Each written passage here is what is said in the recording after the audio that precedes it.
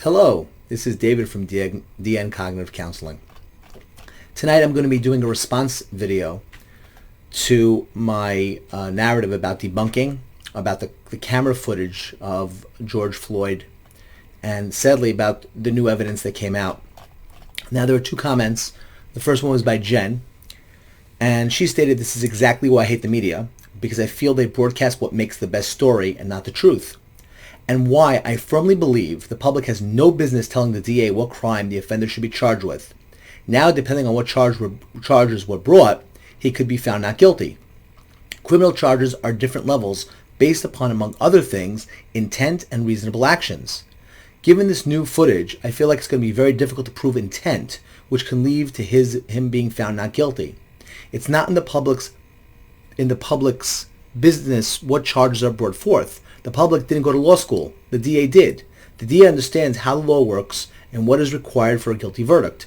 And now the possibility exists that there may be no justice for Floyd, and that is just a shame."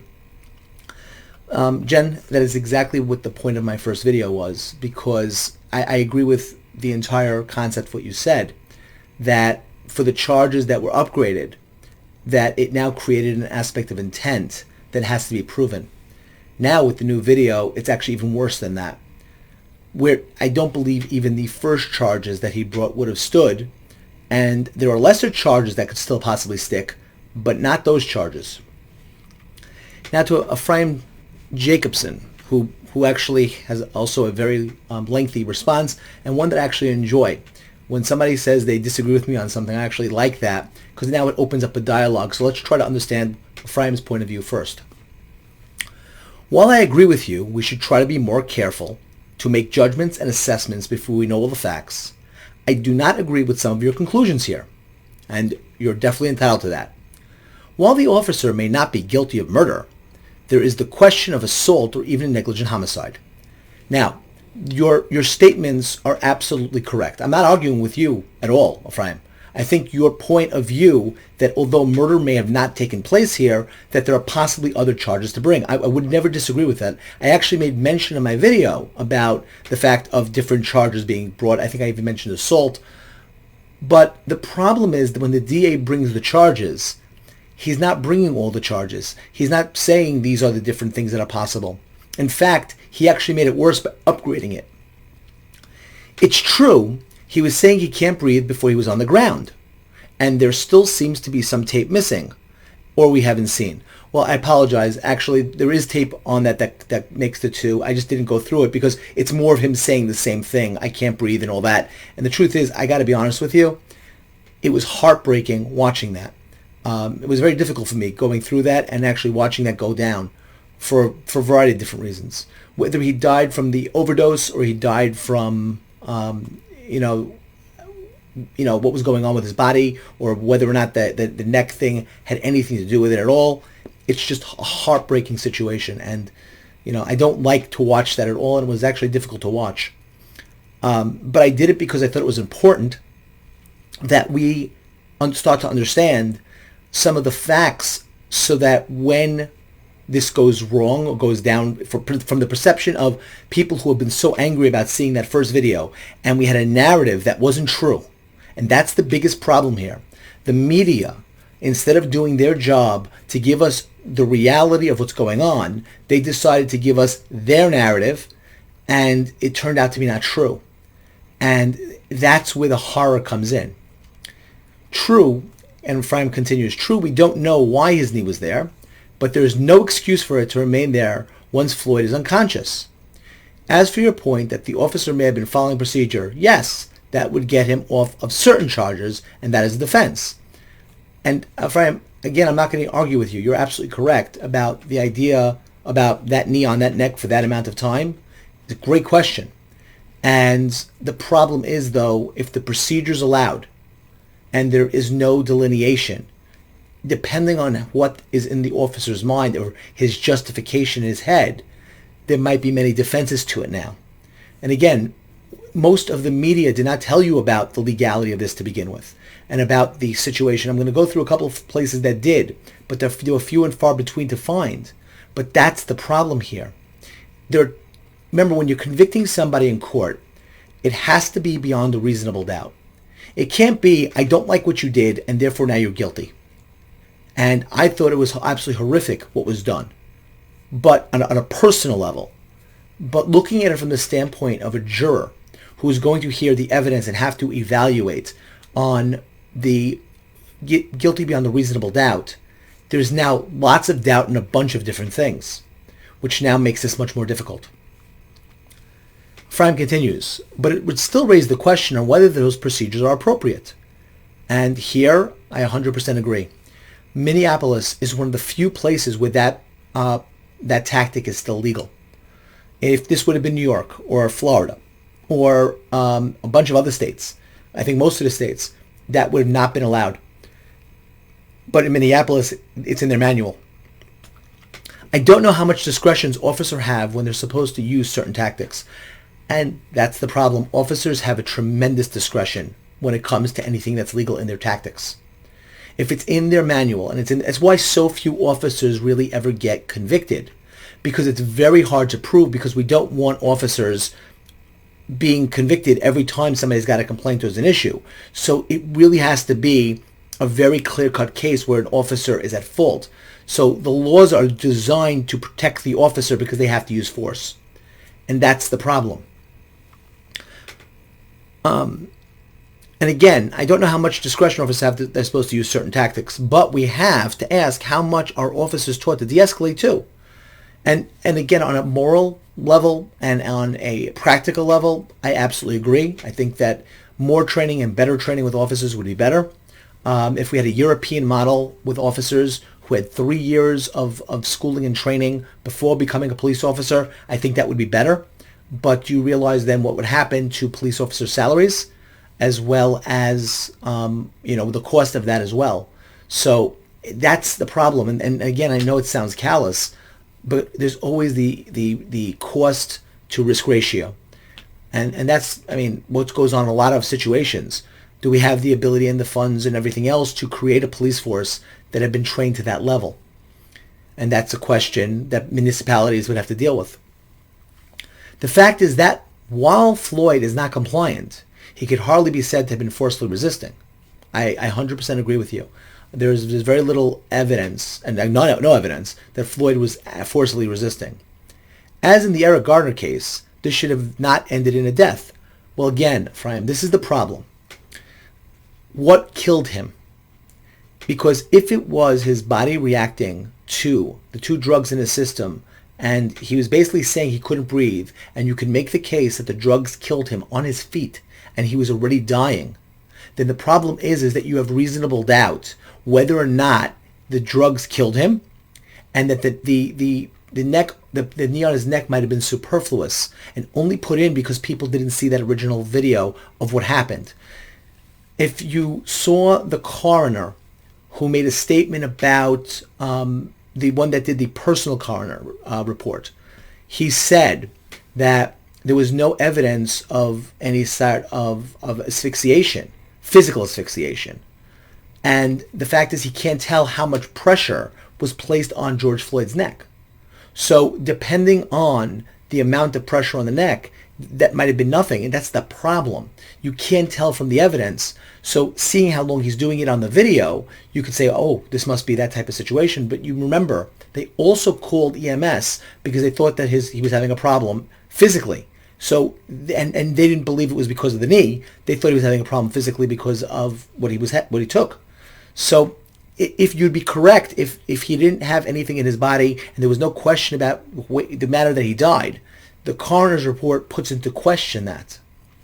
In the Gardner case, and that's Eric Gardner in New York, the police were following procedures and the sergeant was standing by, watching and approving. While I agree this is probably not a murder case based on what we know, I think the video actually highlights that we need to examine police procedures and protocol in these kinds of situations. And 100% agree with that statement as well. I think there's a lot of things that we need to look at from policing standpoints and what's appropriate, and to look at the manuals and to see the training because they deal with people's lives. And I absolutely 100% agree with that. And that's one of the reasons why we don't need to defund the police. We need to fund the police. I think there needs to be therapists on the police force. I think there needs to, not that they're going out on every call, but on certain calls when people are going in, having them there would be helpful.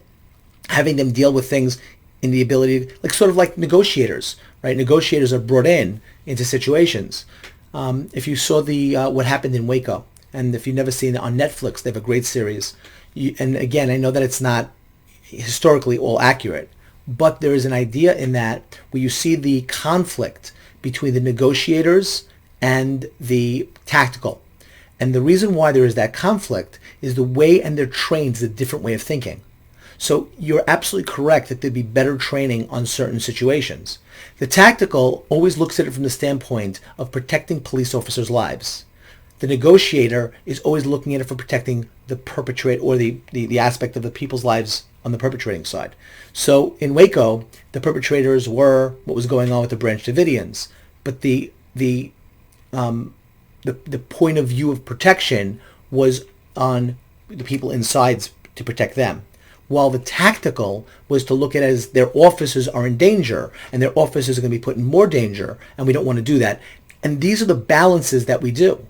So you're asking a great question, and it really gets a little bit dicey because you're putting whose side you err more of caution on. Now in this particular case, and again agreement, there was no situation here that Floyd was a threat to the officers. There's no question about that. The question is what killed him.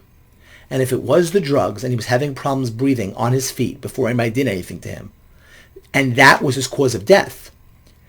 In other words, if Derek Chauvin's knee never went on his neck and he just died 5 minutes later or 10 minutes later or 15 minutes later, based upon what was going on in his body, that's going to cause reasonable doubt. And that's the problem with that, because Floyd himself was telling you he was in physical distress before he even went to the floor. Floyd asked to go to the floor. The cops then granted his request, which was bizarre, because why, if you were sitting there trying to get him into the car and do that, why are you putting him down the floor? So again, their mindset of what they were doing is a really interesting one. But your questions and what you're asking is really good. So I don't think you're disagreeing so much with what my conclusions were in the video. I think what you're asking are different questions that I think for a standpoint of our society would be better. It would be great to look at whether or not we should have different police procedures. We should look at whether or not, in terms of these things, and have a debate about in which way do we err on the side. In the legal system, we err on the side of the defense than the prosecution, at least theoretically. We err on the side of that, we say that better for it's better for 100 guilty men to go free than one innocent person going to jail. That's the mantra. Now, whether you agree with that or not, but that's the mantra. That's what the idea is. Not to say that it happens in practice, but that was the idea about which side they wanted to err on, which is the reason why you are innocent until proven guilty. So there needs to be a proof here. And people forget this because we get very emotional. And when DAs, and this is what, to Jen's point, Ephraim, when the DAs get emotional and they get upset or they bow to political pressure, then what ends up happening is we have a situation where they make errors and mistakes. So, we do have this problem here, and I really wanted to go through this just to give you a little bit of insight into this. So I'm going to put it here. This is from, what is this called? Politico. And this is dated June 6, 2020, which is, by the way, before the video came out. Former police officer Derek Chauvin was charged with second-degree murder on Wednesday in the death of George Floyd. The other three former officers were present during the killing, were charged with aiding and abetting murder. Now, again, you read, this is important. Minnesota Attorney General Keith Ellison announced the upgraded charge against Chauvin, who on May 25th pinned down Floyd's neck with his knee for more than 8 minutes. Chauvin had previously been charged with third-degree murder and second-degree manslaughter. Now, what happens is when they up the charges this way, it creates a huge problem because now the burden of proof goes up, not down. And you can't say, well, I'm just going to add these charges in. It doesn't work that way. I believe the evidence available to us now supports the stronger charge of second-degree murder, Ellison said this afternoon in the news conference in St. Paul, the state capital. Chauvin, the remaining three officers, Thomas Lane, Alexander Kyung, and Tao Thiao were fired after the episode. Kyung and Lane were held down Floyd's lower body while Chauvin pinned down his neck. Tao stood nearby and watched. The move by Ellison on Wednesday follows sustained calls for the remaining 3 officers to be charged. I strongly believe these developments are in the interest of justice for Floyd, his family, and the community and our state, he said in the news conference. A charge of second-degree murder requires prosecutors to prove Chauvin intended to kill Floyd. Now, again, the intent has to be there. So even if it was now a aspect where he's using this hold and says, well, I was doing it to restrain him, I just didn't realize it would kill him, then at that point he would be found not guilty by the law. A charge of third-degree murder in Minnesota means the defendant acted without regard for human life, but did not intend to kill him. Now, at that point, you'd be able to say it was lack of caring and didn't care what he was trying to do. The problem with that charge is that the technique he was using is allowed in his manual. That's the problem here. Ellison took over the case from the Hepines County Attorney's Office on Sunday. In anticipation of Ellison's announcement, Floyd's family praised the development. This is a bittersweet moment for the family of George Floyd, read a statement released by the family's lawyer, Ben Crump. We're deeply gratified that attorney Keith Ellison took decisive action in this case, arresting and charging all the officers involved in George Floyd's death and upgrading the charge against Derek Chauvin to felony second-degree murder. This is a significant step forward on the road to justice, and we're gratified this important action was brought before George Floyd's body was laid to rest. Now, it's very nice that the family liked that the charges were upgraded. I wonder if they're going to feel the same way because it was upgraded, that he's going to be found innocent. I mean, will they have the same reaction saying that's great that they did that? The family also expressed its gratitude for support of America's peaceful protesting following Floyd's death, and I think that the word peaceful there is very important because the family has been very strong in wanting only peaceful protests for George Floyd's death. Finding constructive and positive ways to keep the focus and pressure on, the statement said, don't let up in your demand for change. Now, again, I definitely agree. We need change, especially in a lot of these things in terms of perception. But again, the media needs to change also because what it did, in my opinion, is criminal. They yelled fire in a crowded theater, in a sense, that led to a lot of people's deaths. They said certain things and gave a narrative that's not true. Drew Evans, the superintendent of Minnesota's Bureau of Criminal Apprehension, said at the news conference that one of the 3 additional officers was in custody. Evans said he expected the other 2 to be in custody late in the afternoon. Following the killing of Floyd, hundreds of protests spread across the United States and internationally, and again amid the coronavirus pandemic, and they flooded the streets of American cities demanding justice for Floyd and calling for an end to police brutality. Key to the protest was the demand to arrest and charge all 4 officers involved with Floyd's death. Ellison maintained the public pressure did not affect the charges against the former officer. Now, I do not believe that's true, and I'll show you another article why I don't believe that's true. We made these decisions based on the facts that we have gathered, he said. While many protesters remain peaceful, there were outbreaks of violence and looting, which horrible, and what's gone on. But the statements that he just made, I don't believe are correct, because I want you to read in this article. This was from Channel 7 News. A damning video of George Floyd's arrest. They go through the beginning part. We don't need to do that again. What are the charges? The prosecutors this week added a new charge against the 44-year-old Chauvin. Unintentional second-degree murder. Intentional charge of third-degree murder and second-degree manslaughter remain.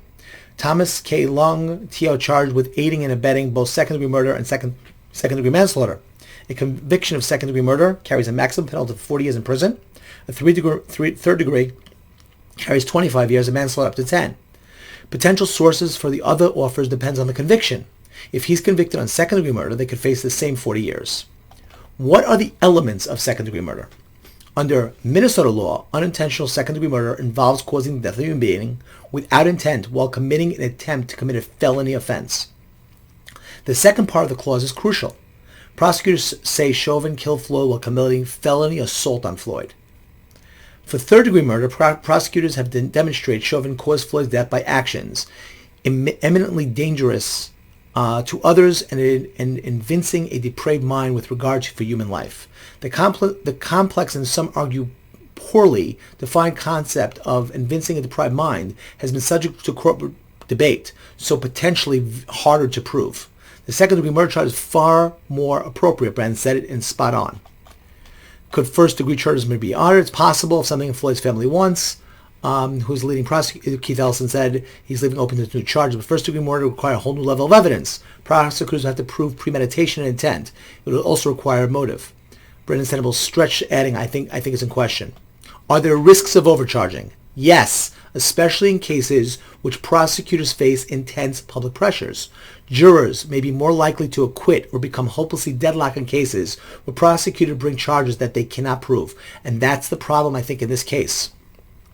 So what's the charging strategy? Bring multiple charges against the officers in a way to give jurors a choice. It boasts the chance of a convictions, at least one charge.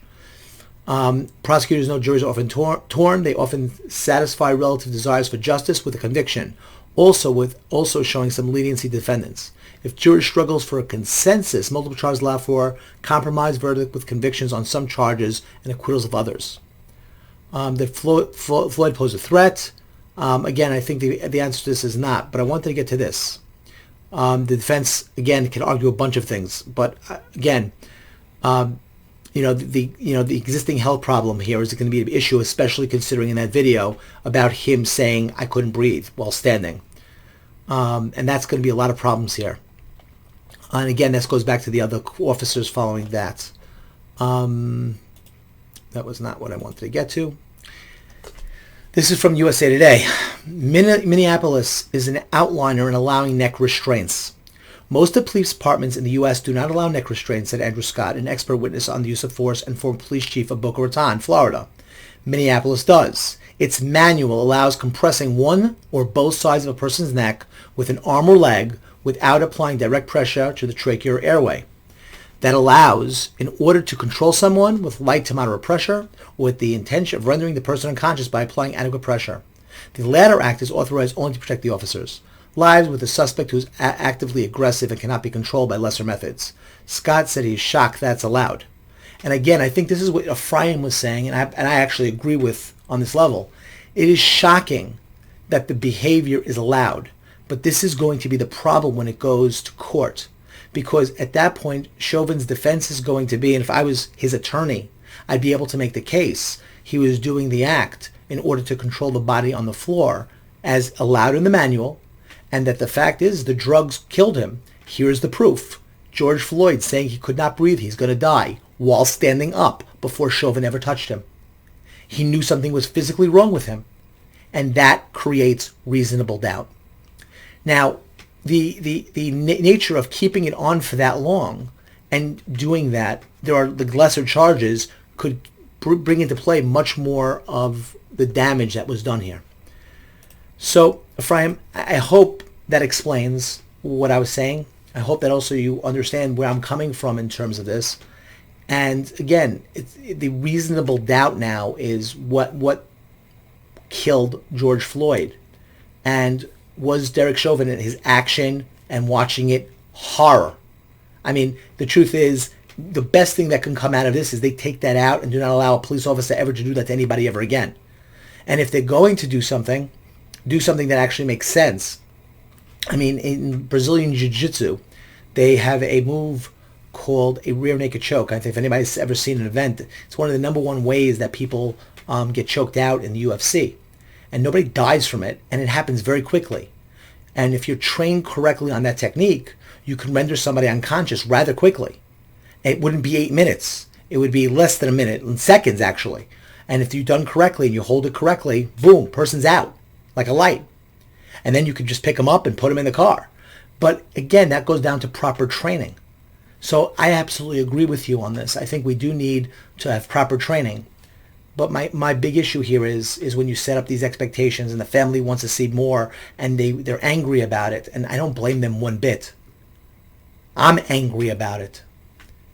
But to see that there's going to be the possibility, a strong possibility, that reasonable doubt is going to be made, and we have a very strong burden of proof that this is not going to end well. At least I don't believe so. Part of me hopes I'm wrong, and I hope that it doesn't end up that way. But time's going to tell, and we'll be able to look back at this and see if I was right. But sadly, we're not taught as a public about this. And what ends up happening is We get very angry when we don't feel justice is being done. But a lot of us don't understand that justice system.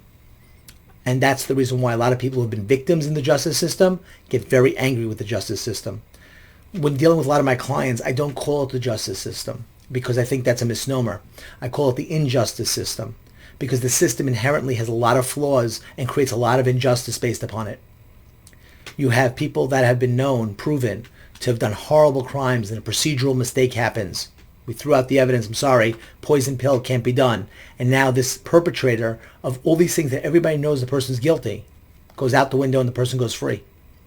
And you have other people who the evidence looks a certain way and then we find out years later they were innocent, they never did anything wrong. And they were convicted of a crime they never did. And these things happen and it's horrible. So one of the things I always say, the best way to play is don't. Stay out of the system because it's never going to lead to anything good. I hope that you like this video. I hope that you like the response. If you disagree with anything I said, please tell me. And again, I appreciate the comments and the different points of view. And again, if you didn't hit like, hit like. If you dislike anything, please tell me why. And of course, you could hit subscribe if you haven't subscribed already and share this with people that might be interested in the ideas. And again, very much so, if you'd like to become a patron, the Subcribe-star links below. I wish you have a good night and good mental health.